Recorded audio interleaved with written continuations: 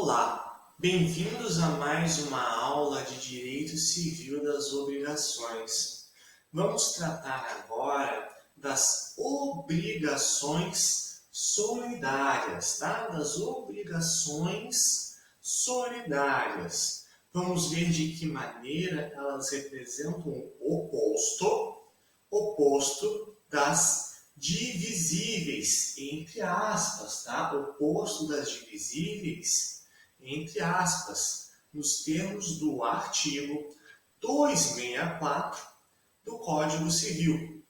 Vamos ver que a obrigação solidária, o vínculo de solidariedade, ele não se presume e decorre de lei ou contrato nos termos do artigo 265 do Código Civil.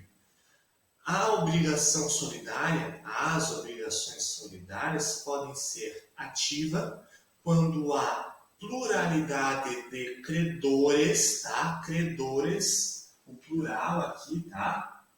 Pluralidade de credores, ou então ela pode ser passiva quando há uma pluralidade de devedores, está bem? Uma pluralidade de devedores.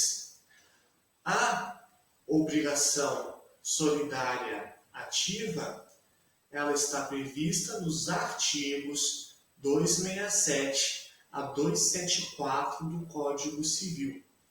A obrigação solidária passiva, em que há uma pluralidade de devedores, está prevista nos artigos 275 a 285 do Código Civil. Tá? E, por último, nós vamos ver a responsabilidade solidária. Tá? A responsabilidade solidária que se mostra muito próxima do disposto do próprio artigo 285. Está bem? Disposto no 285. O que acontece aqui? Quando se fala de obrigações solidárias, desde já há que se deixar claro que não se fala das obrigações fraternas, não se fala das obrigações decorrentes de um espírito de fraternidade com o outro, não decorre disso. O conceito jurídico de obrigação solidária vem acarretar uma natureza própria, uma característica própria para esse tipo de obrigação. Está bem? Portanto, aquelas obrigações que decorrem de um dever moral e cívico, ou então que decorrem de um valor religioso, não guardam nenhuma correlação com este conteúdo aqui. Está bem? Então, está bem. Desde já antecipo que nós temos aqui no Código Civil a disciplina, então, das obrigações solidárias, as disposições gerais do 264 ao 266 incluindo, tá? E as demais disposições vão ser específicas para cada parte. As disposições gerais se aplicam, então, como o próprio nome vem a dizer, né? Se aplicam tanto para ativa como para passiva. Rememorando, uma obrigação ativa, né? Aquela em que se tem obrigação por parte do credor e a passiva por parte do devedor. Então tá, vamos passar agora a análise do que vem a configurar uma obrigação solidária. E aqui eu trouxe esse conceito entre aspas, de que a obrigação solidária ela vem a ser o oposto das divisíveis. E por que eu digo isso? Porque eu disse na última aula que lá nas obrigações divisíveis, né? Lá nas obrigações divisíveis, você tem o artigo 257 do Código Civil. Tá? Se você não se lembra, dê uma olhada na aula passada. Lá no âmbito das obrigações divisíveis, você tem algo que se chama de presunção de divisibilidade. Tá? Presunção de divisibilidade.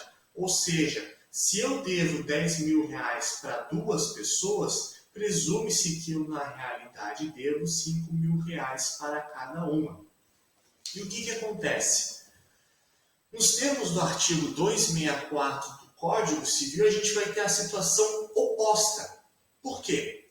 Porque no âmbito 264, se eu devo R$ 10.000 para duas pessoas e pela natureza da obrigação, que conforme a gente vai ver, decorre de lei ou contrato, houver solidariedade, se essa minha obrigação puder ser caracterizada como obrigação solidária, eu devo R$ 10.000, tanto para um como para o outro. Aquele a quem eu pagar, eu me isento no seguinte sentido, numa obrigação divisível, eu devo R$ 10.000 para duas pessoas, então eu devo R$ 5.000 para uma, R$ 5.000 para outra. Na obrigação solidária é o oposto. Eu devo R$ 10.000 para duas pessoas. Isso quer dizer que eu posso pagar R$ 10.000 para uma ou R$ 10.000 para outra. Eu devo para ambas, porém, eu devo no limite do meu débito. Eu devo R$ 10.000, então eu pago ou para um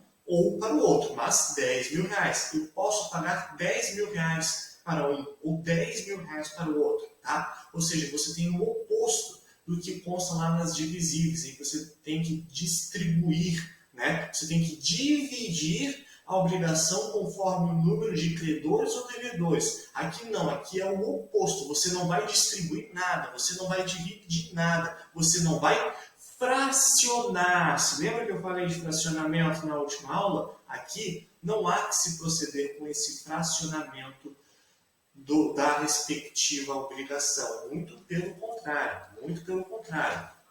Vamos ler aí conjuntamente o artigo 264 do Código Civil. Está bem? Artigo 264 do Código Civil, que vai dizer que a solidariedade, quando na mesma obrigação concorre mais de um credor ou mais de um devedor, ou seja, quando a concorrência de credor ou devedor, ou seja, quando há pluralidade de credor ou de credores ou pluralidade de devedores. Aqui temos o conceito, então, de obrigações solidárias, reforçando o Código Civil que pode se dar em qualquer um dos polos. E prosseguindo, olha só a característica mais importante aqui das obrigações solidárias, tá? Cada um com direito ou obrigado, o credor ele tem o direito, cada um com direito ou obrigado, o credor com direito e o devedor obrigado, tá? A dívida toda. Eu, credor, está bem? Se eu sou credor, tá? Juntamente de outras pessoas, o devedor, ele então pode pagar para qualquer um dos credores. Qualquer um dos credores, a dívida toda. Aí pode dar uma reforçada no seu Código Civil. A dívida toda, está bem? Dívida toda. Faça a dívida toda no seu novo mantra. Pensou em solidariedade, pensou em dívida toda. Repito, pensou em solidariedade, pensou em dívida toda. Repito, pensou em solidariedade, pensou em dívida toda. Não repito. Passamos agora, então, a mais um dispositivo extremamente importante do Código Civil, que é o 265. A solidariedade não se presume e decorre ou da lei ou da vontade das partes, tá bem? Ou da lei ou da vontade das partes. Olha só que interessante. Exemplo clássico, né, de solidariedade decorrente da lei diz respeito aos atos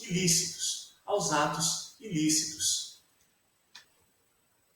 Interessante modalidade de obrigação solidária diz respeito à responsabilidade no âmbito da reparação civil, tá? O artigo 927 vai trazer expressamente a responsabilidade solidária, tá? Que por vezes se confunde com a ideia de obrigação solidária, nem sempre, conforme a gente vai ver. E o que acontece? Quando duas pessoas causam dano a alguém, por exemplo, dois motoristas batem ao mesmo tempo no seu veículo, está bem?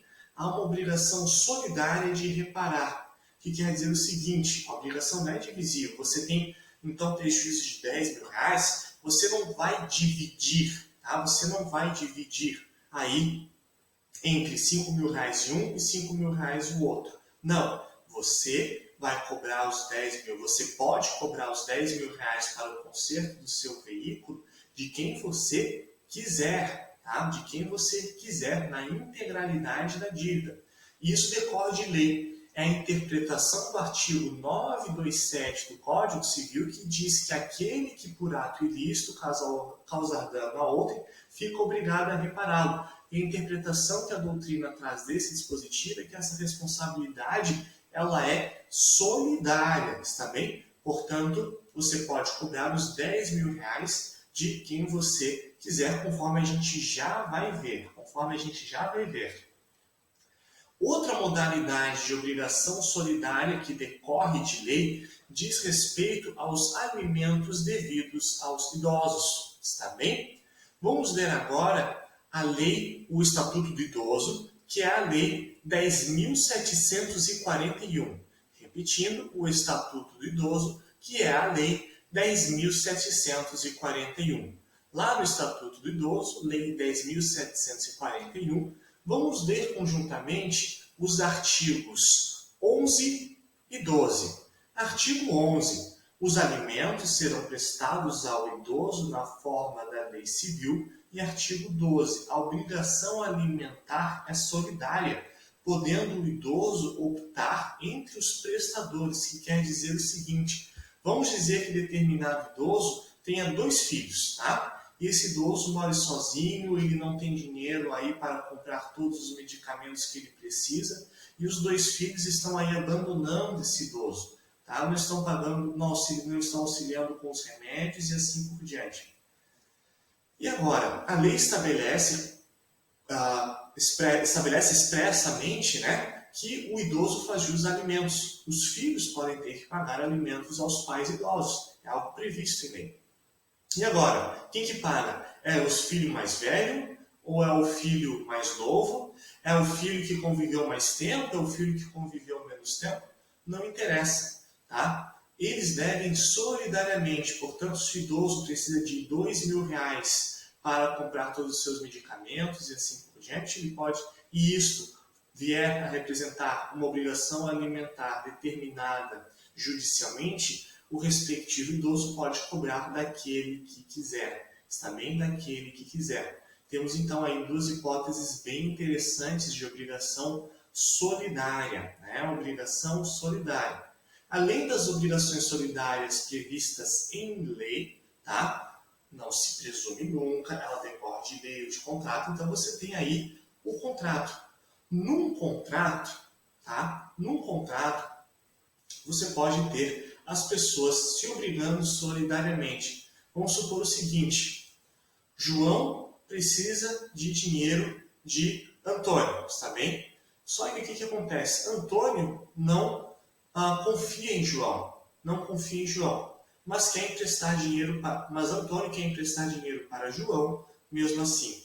Eis que, então você pode ter a seguinte situação: o Antônio solicita que João estabeleça juntamente de Pedro, tá, um contrato em que os dois se obrigam a pagar essa quantia posteriormente, 1 ano depois. Tá? Então, Antônio empresta 10 mil reais para João, sendo que neste contrato, João, juntamente de Pedro, se obrigam a pagar esse dinheiro posteriormente, 1 ano depois. Está bem? Saldar a dívida, né? Quitar essa dívida. Olha só, nesse caso, Antônio, né?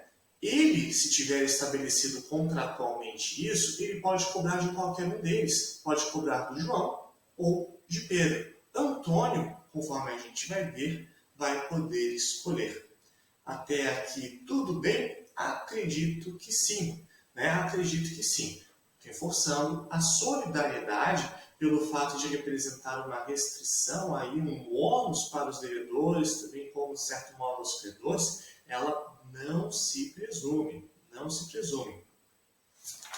Visto isso, está bem? Então, Então, vimos aí o 264, 265 e vamos passar ao 266. Obrigação solidária pode ser pura e simples para um dos codecredores ou codevedores e condicional a prazo ou pagável em lugar diferente para o outro. Que quer dizer o seguinte, vamos supor aqui que Antônio tem estabelecido aí um crédito, né? Ele tem um crédito juntamente de 2 devedores. Tá? O Antônio pode dizer o seguinte, para João eu vou cobrar daqui 1 ano, para Pedro eu cobro daqui 2 anos. Está bem? É possível essa discriminação.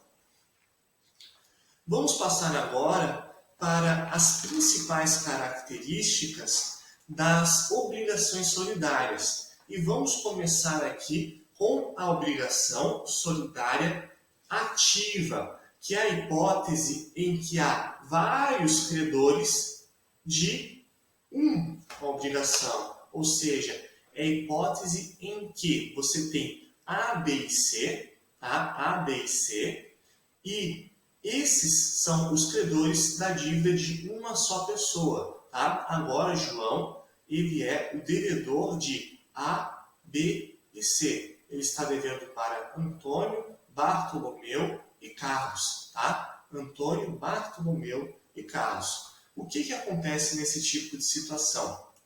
A gente vislumbra aqui o disposto nos artigos 267 seguintes do Código Civil. Está bem?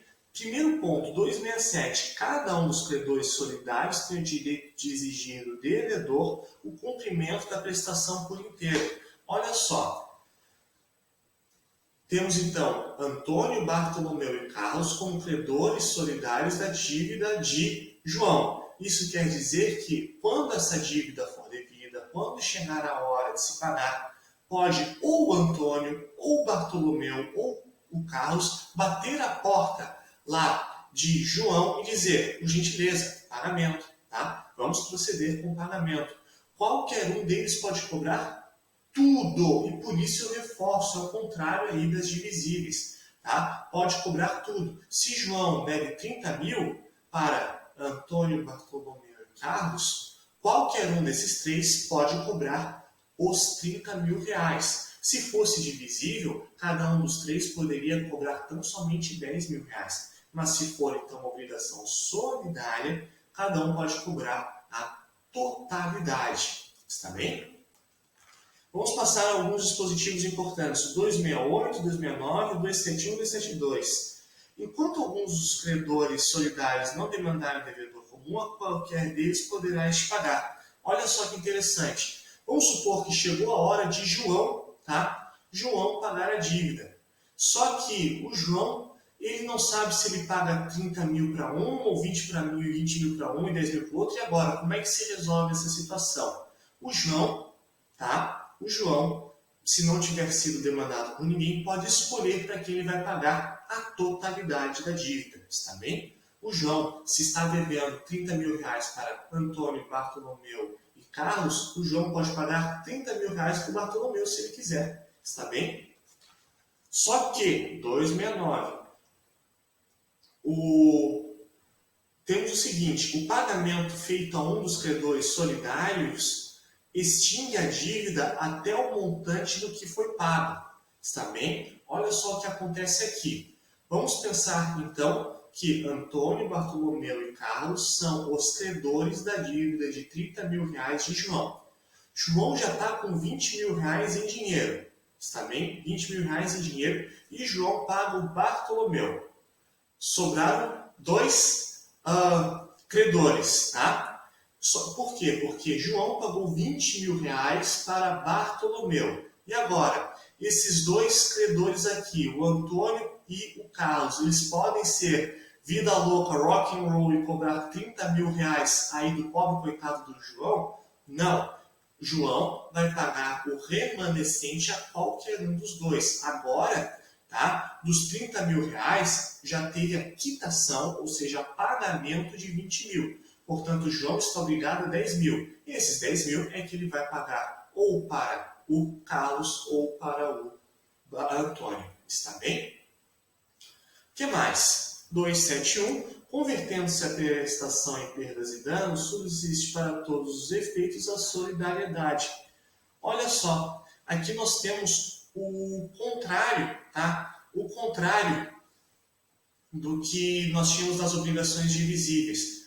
Nas obrigações indivisíveis, né, nas obrigações indivisíveis, convertendo-se em perdas e danos, elas se transformavam em divisíveis. Se lembram que se o cavalo, devido por duas pessoas, pelos dois proprietários que o tinham vendido, morresse, então cada um desses teria que indenizar o credor na sua cota parte? Se lembram disso? Se lembram daquele exemplo dos dois devedores que tinham que entregar um cavalo que era de 10 mil reais, né? O cavalo morreu, então agora o credor vai cobrar 5 mil de um ou 5 mil de outro. Se lembram disso nas obrigações indivisíveis? Aqui é o contrário. Quando a obrigação ela se extingue, havendo solidariedade, essa permanece, ainda que você tenha que pagar perdas e danos. Portanto, vamos supor que a obrigação fosse uma obrigação aí complexa, tá? Uma obrigação relacionada a entregar um bem e mais 20 mil reais. O bem se deteriorou e não pagou os 20 mil reais. O bem era de, sei lá, 10 mil reais. E estava pactuado a solidariedade. Tá? Nesta hipótese, se você tem uma perda e dano de 30 mil reais, que seja, tá? Cada um dos devedores deve integralmente este valor. Está bem? É o contrário, é o oposto das obrigações divisíveis e indivisíveis neste aspecto. E passando aqui ao 272, o credor que tiver remitido a dívida ou recebido o pagamento responderá aos outros pela parte que lhes cabia, tá? Pela parte que lhes cabia. Que quer dizer o seguinte, tá? Vamos supor que temos uma situação em que nós temos Antônio, Bartolomeu e Carlos como credores de uma dívida de 30 mil reais de João. Mais uma vez aqui o Bartolomeu, ele é vida louca nesse nosso exemplo. O Bartolomeu ele fez o seguinte, já que ele é credor, ele faz o seguinte, ele vai remitir a dívida toda. Ele diz, João, ele pode aqui, ó, ele é o credor, não é o credor?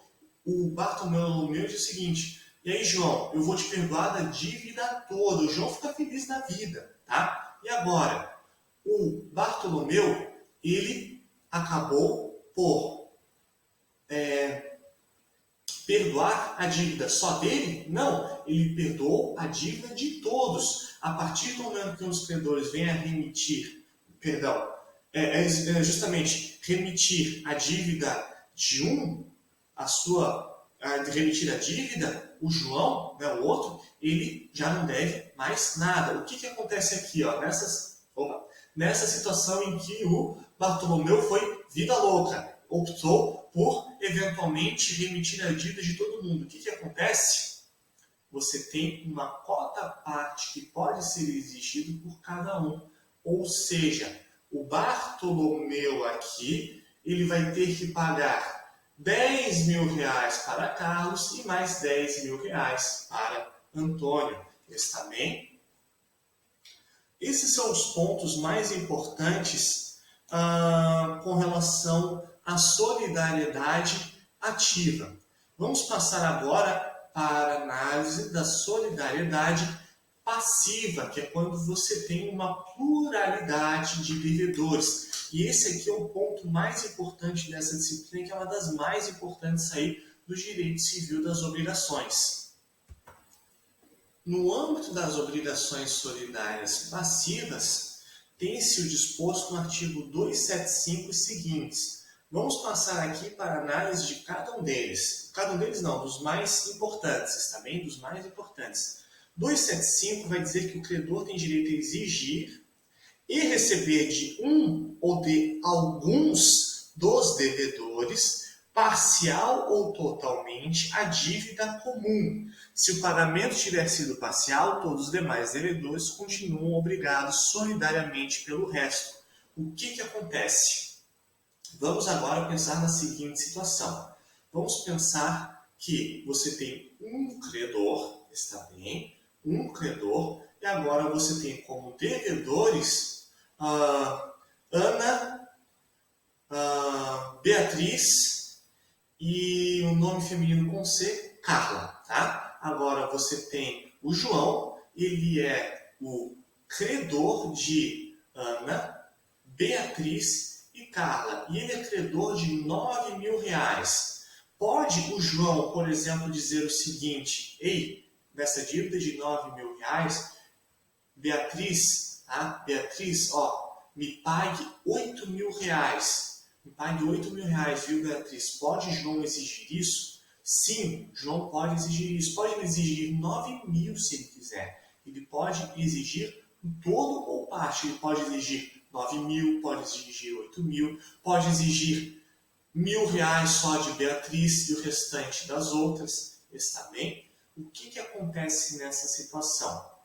Na medida em que, conforme o artigo 275, João exige, por exemplo, R$ 8.000 dessa dívida de R$ 9.000 de Beatriz, agora, pode João cobrar 9.000 de Carla, 9.000 de Ana? Não, João não pode mais fazer isso. Nessa hipótese, tá? Nos termos do 275, quando você tem, então, uma dívida sendo parcialmente paga, o débito ele é quitado nessa proporção. Portanto, se Beatriz paga R$ 8.000 da dívida de 9.000, João agora só pode cobrar ou 1.000 de Carla ou 1.000 de Ana, né? E não mais que isso, está bem?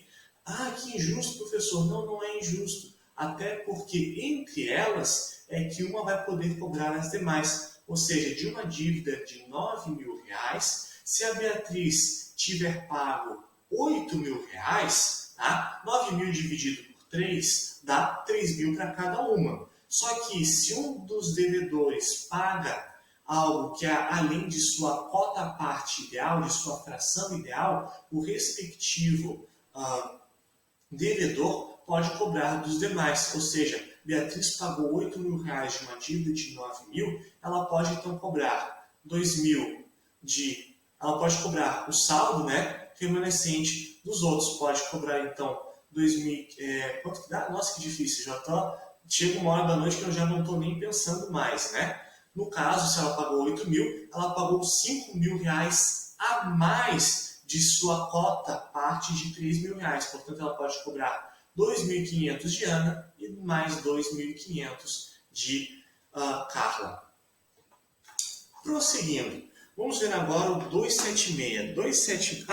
Só uma questãozinha aqui. Parágrafo único do 275 vai dizer que não importará a renúncia da solidariedade à propositura de ação pelo credor contra um ou alguns dos devedores, tá? Não há renúncia de solidariedade. Quer dizer o seguinte, vamos supor que nem Ana, nem Beatriz, nem Carla queiram pagar essa dívida em que o credor é João, tá? Essa dívida para o João nenhuma das três quer pagar. Nisso, João vai se valer do Poder Judiciário, tá? João agora tem o direito de se valer do Poder Judiciário para cobrar a sua respectiva dívida. E agora, vamos supor que João queira ajuizar uma ação somente em face de Carla. Ele pode ajuizar uma ação somente em face de Carla? A resposta é positiva. A resposta é positiva nos termos da legislação civil. Ele pode ajuizar essa ação em face de Carla. Está bem? Se ele ajuizar em face de uma, ele não pode cobrar das demais. Certo ou errado? Errado. Pode sim cobrar em face das demais. Porque, olha só, não importará a renúncia da solidariedade à propositura de ação pelo credor contra um ou alguns dos devedores. Tá? Cuidado aqui neste ponto. Cuidado neste ponto, tá? Que o João ele tem o direito de propor ação. Tá? E aqui eu vou fazer uma correlação com o processo civil, em que pese o João poder acionar, tá? Poder acionar cada uma das três devedoras, tá? Se uma dessas devedoras ela for acionada isoladamente, a respectiva devedora tem o direito de chamar as outras devedoras ao processo. Tá? Existe um instituto do processo civil que é o denominado chamamento ao processo. Tá? Chamamento ao processo.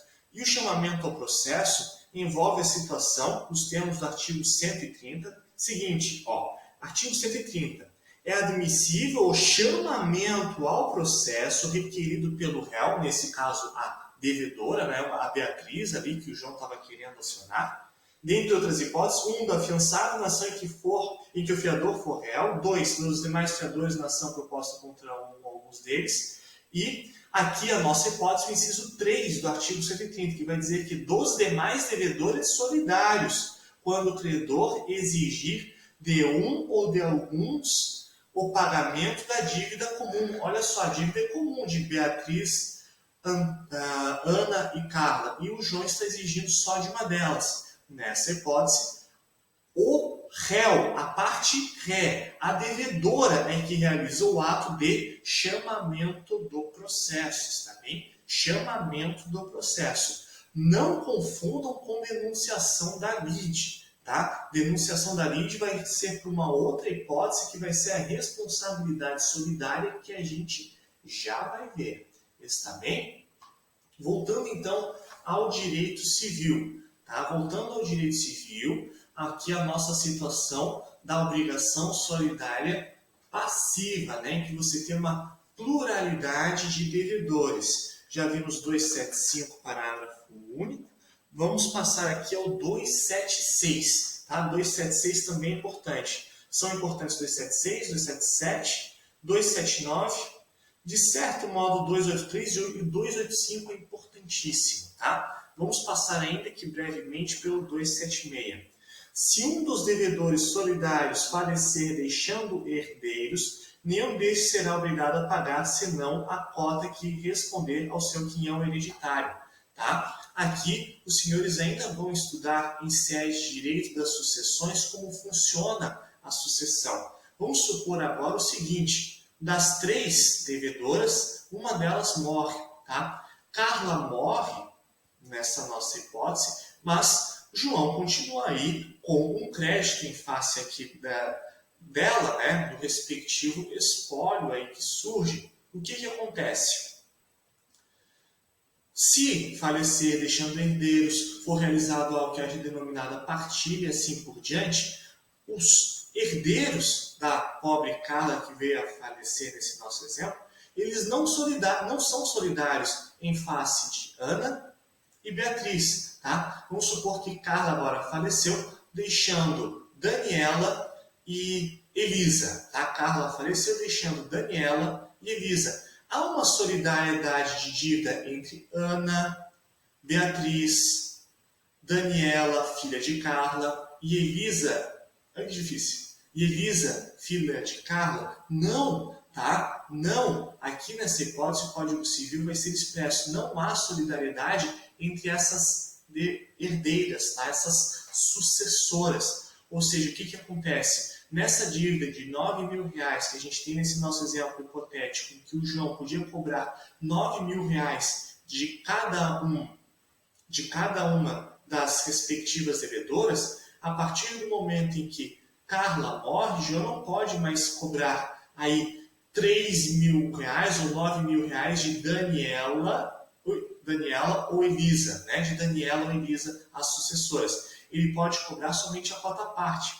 Quanto que é? A dívida era de R$9.000, não era? 9.000 dividido por 3 vai dar R$3.000 para cada uma. Ana, Beatriz e Carla. Carla morreu. A cota de Carla era R$3.000. Ela deixou quantos herdeiros? 2. Daniela e Elisa. Nessa hipótese, então, Daniela deve R$1.500 e Elisa deve R$1.500. A parte final do 276 diz respeito ao seguinte: se elas estiverem juntas, se forem chamadas conjuntamente, elas conjuntamente são solidárias em relação às demais. Portanto, vamos pensar na seguinte hipótese. João está judicialmente acionando Ana, Beatriz, Carla tinha sido acionada, mas já faleceu, tá? E agora estão aí substituindo ela no processo, Daniela e Elisa. Com Como estão sendo acionadas judicialmente, Daniela e Elisa, conjuntamente, podem ser obrigadas a pagar a dívida em sua integralidade. É algo meio chatinho, de aplicabilidade prática quase nenhuma, mas que pode ser objeto de concurso público. 277 também é bem importante. O pagamento parcial feito por um dos devedores e a remissão por ele obtida não aproveitam aos outros devedores, senão até a concorrência da quantia paga ou relevada. Tá? Uma situação bem mais simples do que o dispositivo anterior. Vamos pensar o seguinte. Olha só, o pagamento parcial feito por um dos devedores e a remissão por ele obtida não aproveitam aos outros devedores, senão até a concorrência da quantia paga ou relevada. Quer dizer o seguinte, olha só, João, né, tem como devedores Ana, Beatriz e Carla. João opta por perdoar Beatriz. Olha só, agora Ana e Carla podem viver a vida louca achando que não tem mais dívida? Não, elas têm uma dívida sim, só que essa dívida só é aproveitada até o que foi pago ou relevado, né? Relevado. Se teve um perdão de 3 mil, a dívida agora é de 6 mil. Né? A dívida aí agora não é mais de 9 mil reais. Portanto, se o João perdoa das 3 uma e a dívida era de 9 mil reais, a dívida agora é de 6 mil reais. Tá? A dívida é de 6 mil reais. E agora, quanto que essas duas estão devendo? Cada uma delas continua devendo 6 mil reais. Cada uma delas não pode mais ser obrigada a pagar 9 mil reais. Mas cada uma delas continua obrigada a pagar 6 mil reais. Outro dispositivo, 279. Impossibilitando-se a prestação por culpa dos devedores solidários, subsiste para todos o encargo de pagar o equivalente, mas pelas perdas e danos só responde o culpado. Olha só, nós temos uma situação similar àquela que a gente viu nas obrigações divisíveis, né? Que só responde por perdas e danos o culpado, tá? Vamos pensar na seguinte situação. João é credor de 9 mil reais de Ana, Beatriz e Carla. Então, ele é credor de 9 mil reais. Ana, Beatriz e Carla optam por fazer o seguinte, optam por pegar aí esse valor e deixar tudo na mão de Ana. Tudo está na mão de Ana. Está bem? Os 9 mil reais estão na mão de Ana. Sendo que agora, Ana vem a fazer um depósito errado para João. Ana, ao invés de pagar os 9 mil reais, só paga 3 mil reais. Nisso, o valor remanescente, ela não pagou. Pagou só 3 mil reais, o valor remanescente de 6 mil reais não foi pago. Nisso, a dívida aumentou por causa de juros, de multas e assim por diante. Beatriz e Carla, nessa hipótese, continuam obrigadas a pagar o saldo remanescente da dívida. Porém, com relação aos juros, à multa, né, esse tipo de situação, esse tipo de valor que representa as perdas e danos, tá, que podem ser estipulados contratualmente, só vai responder a parte culpada, ou seja, somente aquela que deixou de pagar o valor devido. Nesse caso, Ana. Foi Ana que causou essas perdas e danos. Ana que foi a responsável pelos juros, e assim por diante. Está bem? Nesse caso, esse valor a mais só pode ser cobrado de Ana. Beatriz e Carla continuam obrigadas à dívida na medida em que ela permanece. Ou seja, se foi pago 3 mil reais, Beatriz e Carla permanecem obrigadas a pagar 6 mil reais cada uma na sua integralidade. Mas não mais que isso. Os juros e assim por diante, somente Ana. E agora, vamos passar aos últimos dois dispositivos. 283. O devedor que satisfez a dívida por inteiro tem direito a exigir de cada um dos codevedores a sua cota, dividida igualmente por todos a do insolvente, se houver presumindo-se iguais no débito às partes de todos os devedores. Que quer dizer o seguinte, ó, quando paga a dívida, nesse ambiente interno, tá? Nessa esfera interna, aquele que paga a totalidade de uma dívida pode cobrar dos demais, tá? Pode cobrar dos demais. Ou seja, se Ana paga a dívida de Beatriz e Carla, tá? Pagou os R$ 9.000, ela tem o direito de exigir 3.000 de Beatriz, 3.000 de Beatriz e 3.000 de Carla. Vamos supor agora que Beatriz esteja insolvente, não tem dinheiro nenhum, tá? Não tem nada. Olha só, temos a questão do insolvente. Dividindo-se igualmente por todos, a do insolvente. Dividido-se igualmente por todos, 2 ou 3, a do insolvente. Ou seja, Beatriz pagou R$ 9.000. Em tese, ela tinha que pagar R$ 3.000 dela, mas pagou também os 3.000 de Beatriz e Ana pagou R$ 9.000. Em tese, ela pagou 3.000 dela, mais 3.000 de Beatriz, mais 3.000 de Carla. Só que Beatriz está insolvente, tá? Beatriz está insolvente. Tá? Ou seja, nós tínhamos R$ 9.000, e esses R$ 9.000 vai ser dividido entre quantos? Entre 3? Não, porque Beatriz está insolvente. Portanto, esses 9.000 são divididos entre R$ 4.000 para Ana e R$ 4.000 para Carla. Quanto que Ana pode cobrar de Carla, sendo que ela já pagou R$ 9.000 para João? Nessa hipótese, você vai pegar os R$ 9.000 da dívida e dividir por 3 ou dividir por 2. Você pega os R$ 9.000 da dívida e divide por 2. Por quê? Porque Beatriz está insolvente. Ou seja, você vai então pegar essa cota aqui de Beatriz e dividir por 2. Né? Ou seja, a dívida era de R$ 9.000 dividido por 3, passa a ser R$ 9.000 dividido por 2. Logo, Beatriz, Ana, se paga tudo, paga R$ 9.000, pode cobrar R$ 4.500 de Carla. E, por fim, vamos passar ao ponto mais importante possivelmente, que é o da responsabilidade solidária. Responsabilidade solidária, que é o seguinte, em algumas hipóteses, a dívida, diferente do que a gente está vendo, ela não é de interesse de cada uma dessas 3 pessoas. Essa dívida, às vezes, ela é de interesse de somente uma das pessoas envolvidas. Vamos pensar naquela hipótese de João, que queria emprestar dinheiro para Pedro, Antônio, né, foi o nosso exemplo, Antônio que queria emprestar dinheiro para Pedro, para João, mas não queria simplesmente emprestar para João, queria algum tipo de garantia e conseguiu que contratualmente João e Pedro se responsabilizassem por pagar a dívida como um todo. A dívida era de R$ 10.000, né? E nós temos aí que a dívida era de R$ 10.000 e vamos supor então que Antônio emprestasse esse dinheiro para, no caso, João, mas no acordo, no contrato, ficou estabelecido que João, juntamente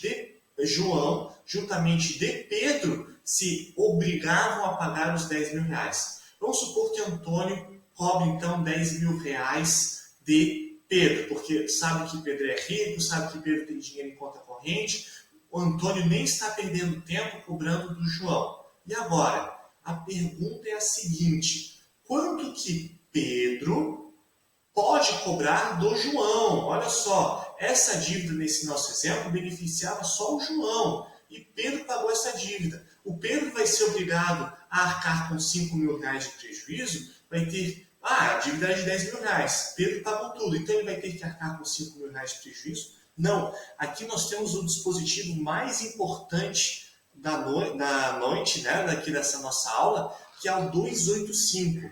Se a dívida solidária interessar exclusivamente a um dos devedores, responderá este por toda ela para com aquele que pagar. Tá? Olha só, nesta hipótese em que você tinha um contrato em que o Pedro se obrigou com o João a pagar a dívida para o Antônio e daí justamente o Pedro paga, a dívida toda pode ser paga. Por quê? Porque essa dívida interessava somente uma das partes. O Antônio emprestou dinheiro para o João que se beneficiou com isso. Em que pese Pedro ter que pagar para Antônio, né?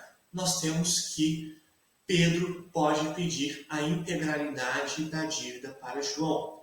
Vamos pensar na hipótese clássica, tá? Hipótese clássica diz respeito aos contratos de locação habitacional, né? Um aluguel, famoso aluguel.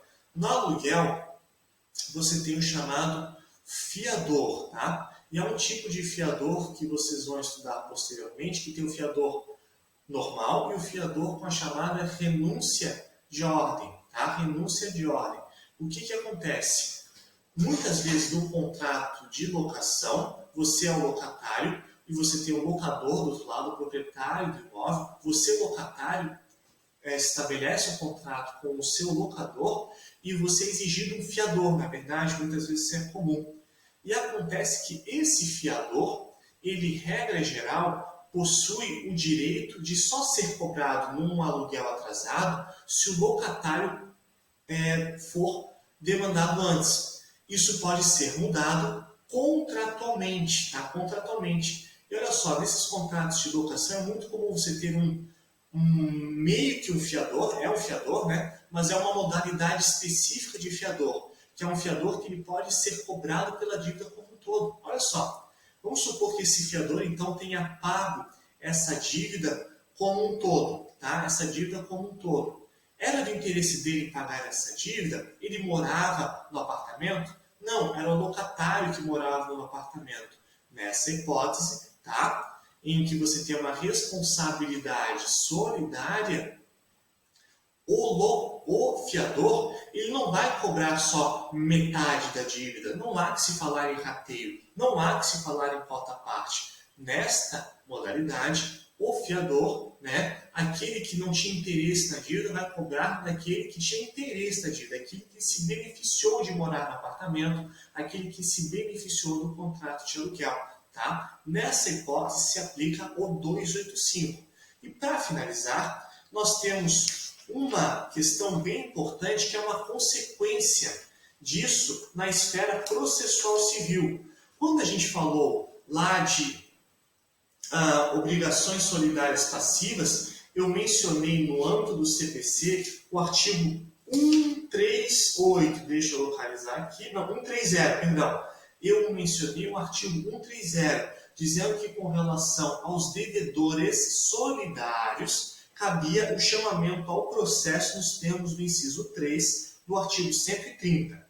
Aqui nessa hipótese específica de responsabilidade solidária, tá? Quando uma parte paga, mas exige regressivamente o total da dívida, não se fala mais de chamamento ao processo, se fala de denunciação da lide, nos termos do artigo 125 e seguintes do Código de Processo Civil, tá? Para a responsabilidade solidária, que venha a representar o que está estabelecido no 285, quando uma parte paga a dívida, mas essa dívida só interessa a outra pessoa, está bem? Nessa modalidade aqui, que é o 285, não se aplica, tá, o chamamento ao processo que a gente viu antes. Se aplica a denunciação da lide, que é o 125 e seguintes. Nessa modalidade, tá, se aplica o 125, está bem? E mais precisamente o 125.2. 125, inciso 2, que vai dizer que, então, caput, é admissível a denunciação da lide promovida por qualquer das partes, tá? 2. Aquele que estiver obrigado, por meio ou pelo contrato, a indenizar em ação regressiva o prejuízo de quem for vencido no processo. Olha só, numa ação aí de cobrança dos aluguéis, né, em que você tem o locador cobrando do locatário mais de seu fiador. Já que o fiador ele vai ter que cobrar do locatário, o fiador tem direito a realizar a denunciação da lide, tá? O fiador tem o direito a realizar a denunciação da lide. Esses institutos, denunciação da lide e chamamento ao processo, são distintos, tá? Um tem um prazo distinto do outro, quem pode realizar no outro, isso vocês vão ver em processo civil. O que é importante saber aqui para fins de direito civil das obrigações é que o chamamento ao processo diz respeito a dívidas solidárias Passivas, regra geral, 275 e seguintes. Quando é o 285, em que uma parte tem direito a cobrar tudo que venha a pagar para o credor, você tem responsabilidade solidária, está bem? E daí você tem hipótese de denunciação da lide nos termos do artigo 125, mais precisamente, inciso 2. Revendo então, hoje nós vimos as obrigações solidárias, vimos de que maneira elas são, de certo modo, até o oposto das obrigações divisíveis, porque há uma obrigação com relação à dívida como um todo, ao crédito como um todo. A obrigação solidária ela é oposta das divisíveis, porque as divisíveis há uma presunção de divisibilidade. Nas obrigações solidárias, jamais se presume solidariedade. Tá? Ela deve decorrer de lei ou de contrato.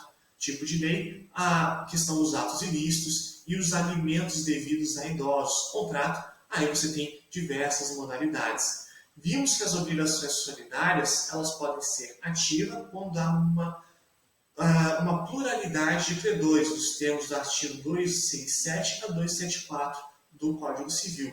Vimos que a obrigação solidária também pode ser passiva, quando há uma pluralidade de devedores, 275 a 285. E nós vimos aqui uma observação importante com relação à responsabilidade solidária, em que há uma série de hipóteses em que uma parte paga a dívida e ela pode reaver todo o valor do outro corresponsável, da outra parte. Tá? E nessa hipótese específica, não se opera processualmente denunciação da lide, se opera processualmente, nessa hipótese não se opera o chamamento ao processo. Nessa hipótese da responsabilidade solidária nos termos 285 do Código Civil, isso vai acarretar a denunciação da lide nos termos do 125.125, inciso 2 do Código de Processo Civil.